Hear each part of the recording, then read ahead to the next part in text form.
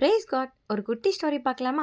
நம்ம பண்ற ஒவ்வொரு பிரேயர்லையும் ஏசப்பா ஆன்சர்ஸ் கொடுப்பாரு. நம்ம எதிர்பார்த்த ஆன்சர் வரலனா சோகமா ஆயிடுவீங்களா என்ன? இல்ல பிரேயர் பண்றது நிறுத்திடுவீங்களா?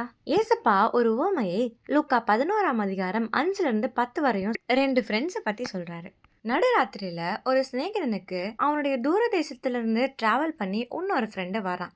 இவன்கிட்ட ஒரு ஃபுட்டும் இல்லாததுனால அவனுடைய க்ளோஸ் ஃப்ரெண்டு வீட்டுக்கு போயிட்டு கதவை தட்டி அவனை கூப்பிட்டு, எனக்கு 3 அப்பத்தை மட்டும் கடனாக தா அப்படின்னு கேட்டான். அதுக்கு அவனுடைய சிநேகிதன் என்ன சொன்னான் தெரியுமா? என்னை தொந்தரவு செய்யாத, என்னுடைய பிள்ளைகள்லாம் என் கூட படுத்திருக்காங்க, நான் எழுந்து இப்போ உனக்கு தர முடியாதே அப்படின்னு சொன்னான்.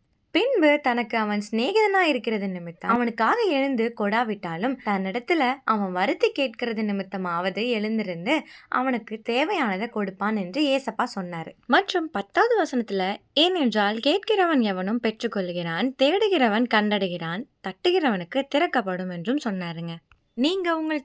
நீங்க உங்களுக்கு வேண்டியது எல்லாம் ஒரு நோட் புக்ல எழுதி ஜெபியுங்க. நீங்க நினைச்ச ஆன்சர்ஸும் உங்களுக்கு பிரேயர் மூலமா வந்த ஆன்சர்ஸும் கம்பேர் பண்ணுங்க. உங்களுக்கே புரியும். அது மட்டும் இல்லாம உங்களுடைய தாட்ஸ், தேவைகள் எல்லாம் ஏசப்பா கிட்ட சொல்லி ஜெபியுங்க.